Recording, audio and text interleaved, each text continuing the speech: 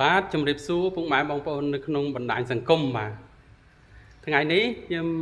មានសំណួរមួយចំនួនបាទដែលពាក់ព័ន្ធនឹងរឿងទឹកឃ្មុំបាទជាអតិជនរបស់ខ្ញុំគាត់សួរថាហេតុអ្វីបានទឹកឃ្មុំរបស់ខ្ញុំហាមមិនឲ្យរក្សាក្នុងទូទឹកកក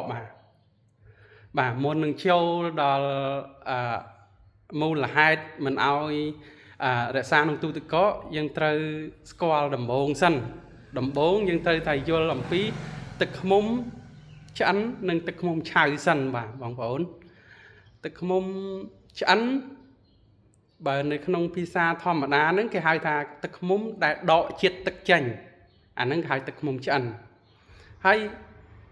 ទឹកឃ្មុំឆៅហ្នឹងរបៀបម៉េចបាទទឹកឃ្មុំឆៅគឺទឹកឃ្មុំដែលពូតពីបង្គងមកគឺប្រើតែម្ដងមិនបានយកទៅបន្សុទ្ធជាតិទឹកចេញដកជាតិទឹកចេញអីទេអាហ្នឹងហៅទឹកឃ្មុំឆៅ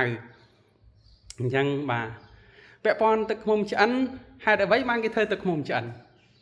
បាទទឹកឃ្មុំឆ្អិនដោយសារគេប្រើនៅក្នុងការរក្សាទុកនៅកន្លែងណាក៏បានដែរបាទដាក់ក្នុងទូទឹកកកទៅប្រទេសដែលមានអាកាសធាតុត្រជាក់ចុះធ្លាក់ព្រិលអីក៏អត់ប្រតិកម្មអីដែរតែគុណប្រយោជន៍របស់វាគឺសម្រាប់គេហៅផ្ទះបាយប្រើសម្រាប់ក្នុងផ្ទះបាយធ្វើជាបង្អែមសម្រាប់ស្លុកអីចឹងទៅបាទម្ហូបអាហារហ្នឹងបាទគេអត់ផ្ដោតលើយកមកធ្វើជាឱសថកែរោគអីទេទឹកឃ្មុំឆ្អិនហ្នឹងវាជាបាទចំណែកទឹកឃ្មុំឆៅដូចខ្ញុំលក់នេះបាទទឹកឃ្មុំឆៅទឹកឃ្មុំដែលពូតមកប្រើតែម្ដងយកមកប្រើជាឱសថបាទទឹកឃ្មុំឆៅគេប្រើជាឱសថអញ្ចឹងទឹកឃ្មុំខ្ញុំគឺទឹកឃ្មុំឆៅដូច្នេះខ្ញុំអត់ឲ្យរក្សាក្នុងទូទឹកកកទេដោយសារវាបាត់បង់គុណភាពឱសថព្រោះទឹកឃ្មុំវាធម្មតាវាតែងតែមានសារធាតុទឹកខ្លះនៅក្នុងហ្នឹងហើយពេលដែលយើងយកទាំងឆៅអញ្ចឹងបានន័យថាយើងអត់ត្រូវប្រើកម្ដៅដកជាតិទឹកអត់ត្រូវប្រើការរងាស់យករំហួតជាតិទឹកចេញអត់ទេគឺយកមកពូតយកមកប្រើតែម្ដងអាហ្នឹងគេហៅទឹកឃ្មុំឆៅ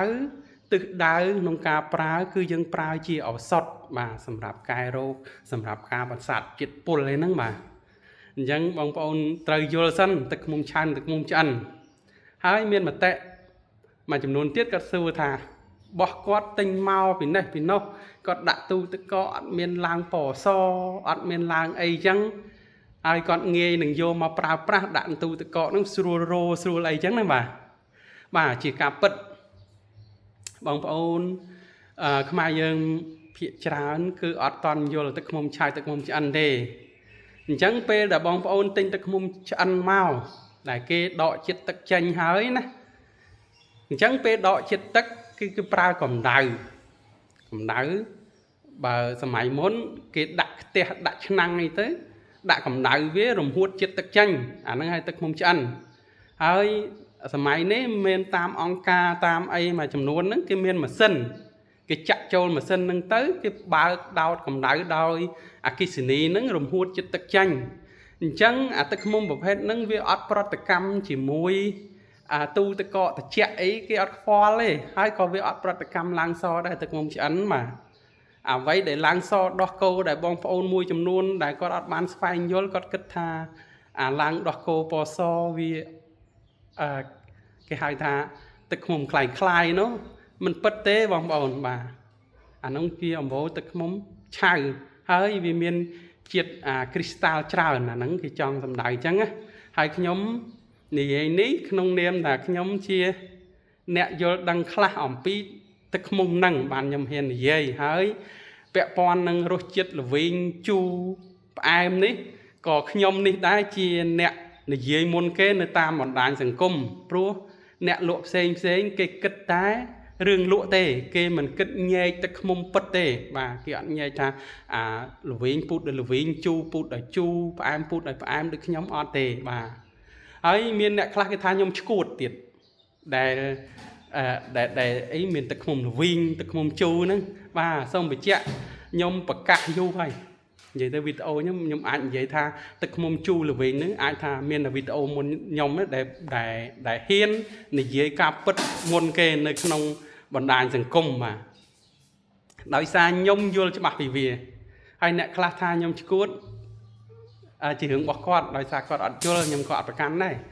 bây giờ quạt sắc xa đó bây giờ quạt vô VC chấm rư tới quạt nâng vô hay quạt nâng đằng là luôn quạt khóc về để đi là na mùi tha chút đang luôn dân ở đằng và thom mà đá mà nông dân mà nẹp với miền chùm niên chùm này riêng luôn ót miền là na chết tiếng ót thế khi sang lấy cái là nobody perfect đúng không mà miền là na ót chót thế bàn tay riêng này môi với miền nẹp đằng mà miền nẹp chơi dân sẽ đậm nẹp đằng nẹp chơi phải vô class tư dân công vô à phiệp lư cái tha la cái thứ đằng ọt đòn ọt đắng đã đăng ọt đón thưa ấy gọt cả đây dân vòng ốn cu xoay vô mình tích môn dân vị chay lờ vậy muối bộ men chùm nến bao giờ dân thời chưa cái tôi mình chưa có dân sắc xa mơ tới mình chẳng mền ọt công vị nó chay thật quạt nó cút lọp ấy chứ không mà ai bẹ con tực mông chay tực mông chắn video nữa có lóng máu có nhâm thọp vơ tràn video đây chẳng ngày đây xong phần năng sân xong ở con